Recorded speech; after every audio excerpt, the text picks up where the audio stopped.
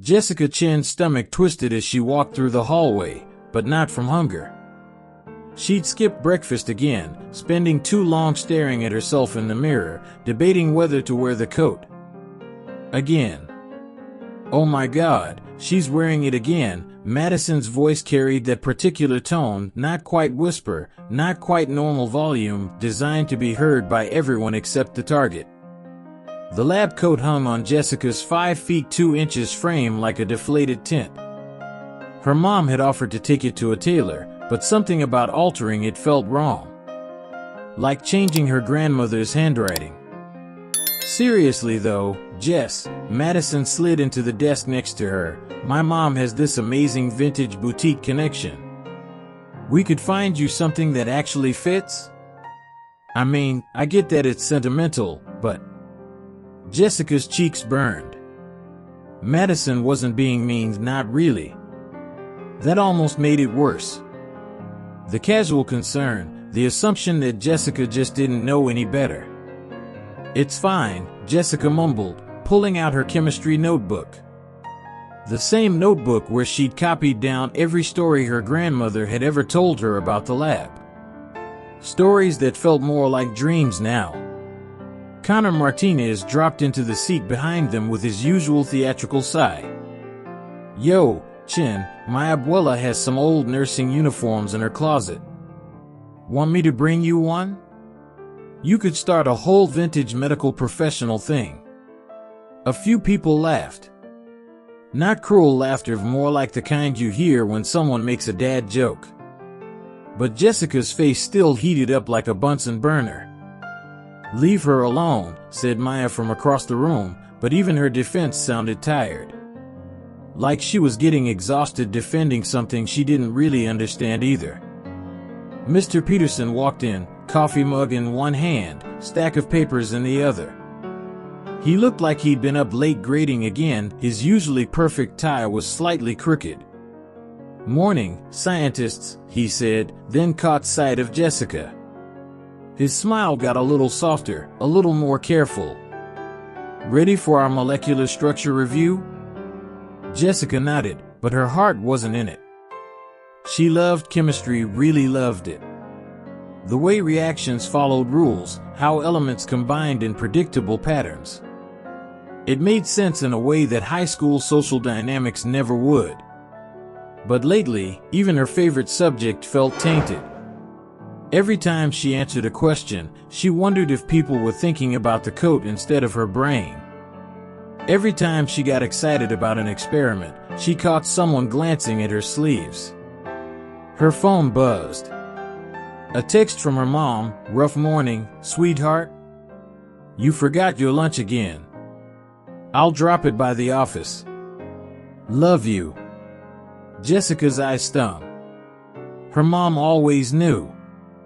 Even when Jessica thought she was hiding it well, her mom could tell when the coat days were harder than others.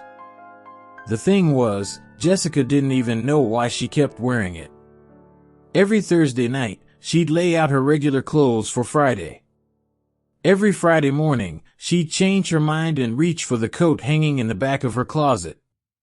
It smelled like her grandmother's house, a mix of vanilla candles and something she could never identify but always associated with safety. Sometimes she caught herself breathing it in during class, remembering Sunday afternoons when Grandma Chen would tell her stories about the old days while teaching her to make dumplings. The lab was my second home, Grandma had said, flour dusting her wrinkled hands. Some days, it felt more like home than home. Now, sitting in her chemistry class while classmates whispered and teachers gave her pitying looks, Jessica wondered if wearing the coat was her way of trying to find that feeling. That sense of belonging somewhere. Even if that somewhere was 40 years in the past. Friday morning assembly was usually Jessica's chance to disappear.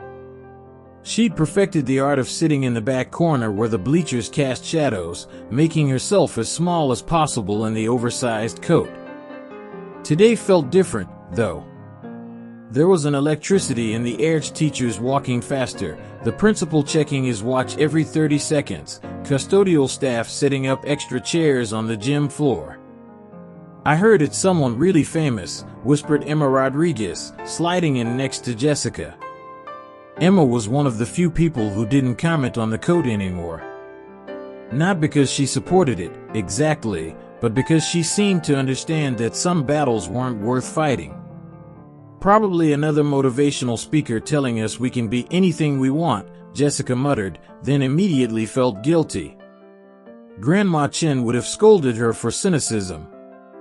Principal Martinez took the microphone, and his usual scattered energy was replaced by something sharper, more focused. Students, faculty, we have an extraordinary guest today. Someone who's achieved one of the highest honors in science. His voice carried genuine excitement. Please welcome Dr. Catherine Reeves, Nobel Prize laureate in chemistry and former director of the National Institute of Health. The applause was polite but not enthusiastic. Most students were probably Googling what's a Nobel Prize on their phones. Then Dr. Reeves walked onto the stage. She was smaller than Jessica had expected, maybe 5 feet 4 inches, with silver hair that caught the gymnasium lights. She wore a navy blazer that looked expensive but not flashy, and when she smiled, her whole face transformed. She looked like someone's favorite college professor, the kind who remembered your name and asked about your family. Thank you for having me, she began, her voice carrying easily through the space. I know assemblies aren't exactly the highlight of your week. A few students chuckled. Jessica found herself leaning forward slightly. I was your age once, believe it or not. Sat in assemblies just like this, wondering what some old scientist could possibly tell me about my life. Dr. Reeves paused, her eyes scanning the crowd. I was also one of only 3 girls in my high school chemistry class. People had opinions about that. Now she had their attention. Even the students who'd been scrolling through social media looked up. I want to tell you about the woman who changed my life, Dr. Reeves continued. Her name was Dr. Margaret Chen, and she... Dr. Reeves stopped mid-sentence. Her prepared smile faded as her gaze fixed on something in the back corner of the gymnasium. Jessica followed her line of sight and realized with growing horror that she was looking directly at her. I'm sorry, Dr. Reeves said, stepping away from the podium. Excuse me for just a moment. The gymnasium fell silent except for the squeak of sneakers on polished floor as Dr. Reeves walked down from the stage. She moved through the seated students with purpose, her eyes never leaving Jessica's corner. Jessica's heart hammered against her ribs. She could feel every eye in the room following Dr. Reeves' path, could sense her classmates turning to see what had captured the Nobel Prize winner's attention. Please don't let it be the coat, Jessica thought desperately. Please don't let her think it's weird too. Dr. Reeves stopped directly in front of her section. Up close, Jessica could see that her hands were shaking slightly. Young lady, Dr. Reeves said, her voice barely above a whisper but somehow audible in the dead silence. Could you please stand up? Jessica's legs felt like jelly, but somehow she managed to get to her feet. The lab coat suddenly felt like it weighed 1,000 pounds. Dr. Reeves stared at the coat for a long moment, then looked up at Jessica's face. What's your name, sweetheart? Jessica, she managed to croak. Jessica Chen. Dr. Reeves' eyes widened. And that coat? It belonged to my grandmother. Jessica's voice was barely audible. Dr. Margaret Chen. The silence that followed was so complete that Jessica could hear her own heartbeat in her ears. Dr. Reeves' hand flew to her mouth. For a moment, Jessica thought the Nobel Prize winner might actually faint. Margaret, Dr. Reeves whispered, then louder, Margaret Chen was your grandmother? Jessica nodded, not trusting her voice. Around them, the entire gymnasium held its breath. Dr. Reeves reached out with trembling fingers to touch the faded embroidery on the coat's breast pocket. When she looked up, Her eyes were bright with unshed tears. "Students," she said, turning to address the crowd while keeping one hand on Jessica's shoulder, "I need to tell you about the most extraordinary woman I've ever known." Jessica felt like she was dreaming. This couldn't be happening. In 1962, I was a scared 20-year-old graduate student, one of only 12 women in my chemistry program. I was ready to quit. The professors ignored me, my lab partners made jokes about women's brains being too small for real science, and I cried myself to sleep most nights. Dr. Reeves' voice grew stronger as she spoke, but her hand stayed gentle on Jessica's shoulder. Then I met Dr. Margaret Chen. She was a postdoc researcher, barely 5 years older than me, but she carried herself like she owned the whole laboratory.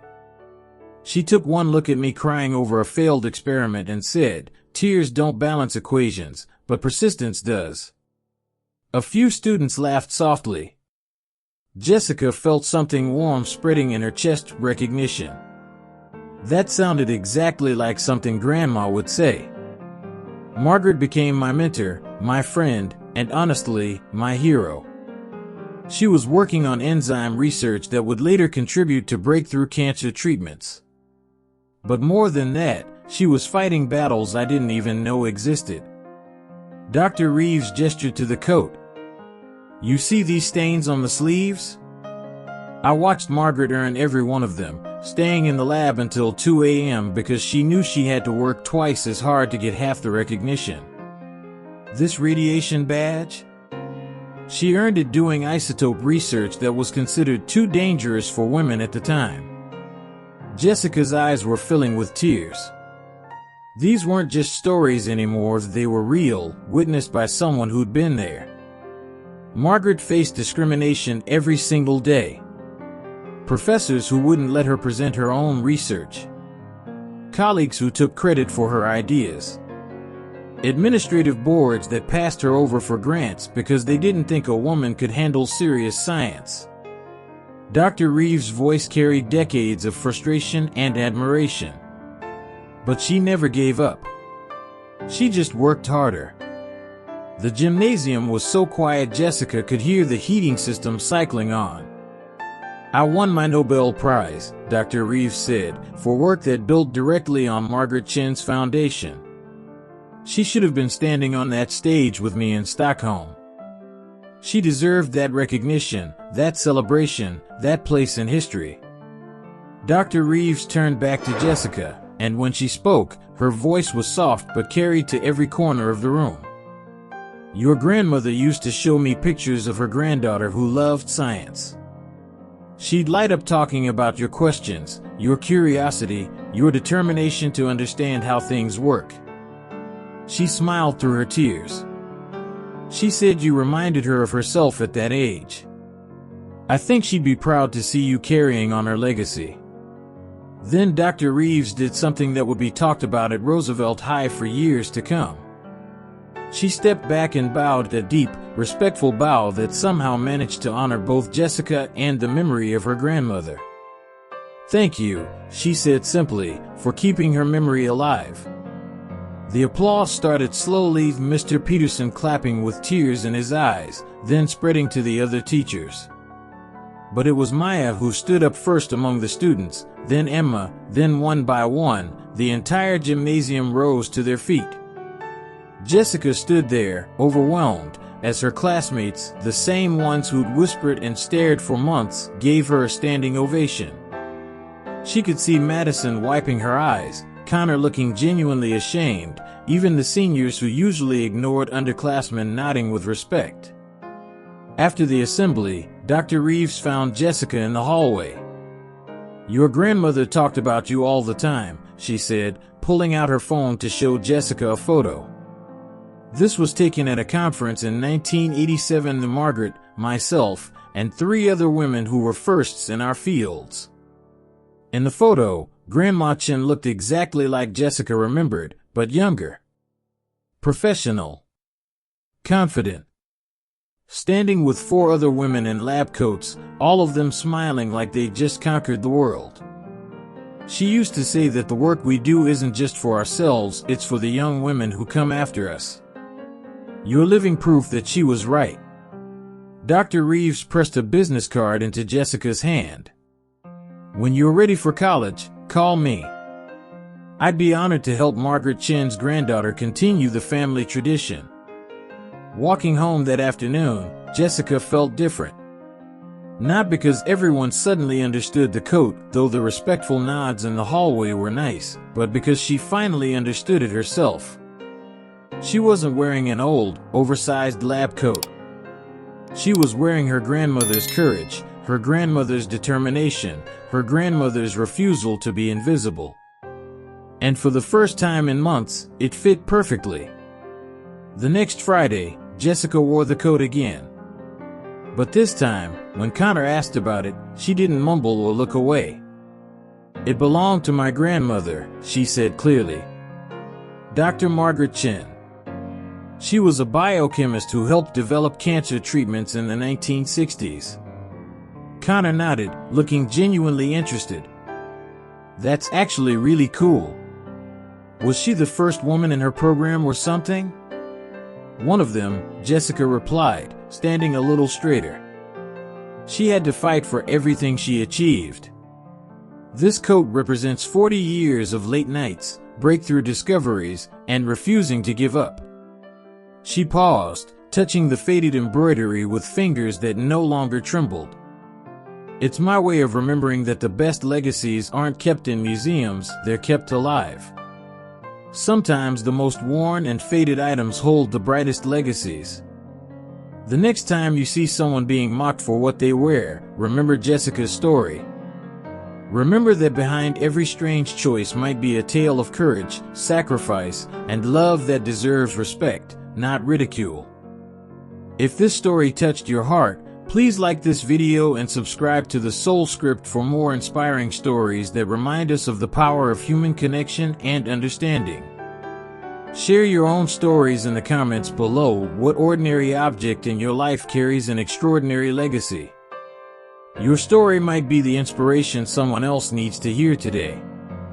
Don't forget to hit that notification bell so you never miss our latest soul-stirring content. Until next time, remember, every person you meet is carrying a story you know nothing about. Choose kindness. Choose understanding. Choose to see beyond the surface.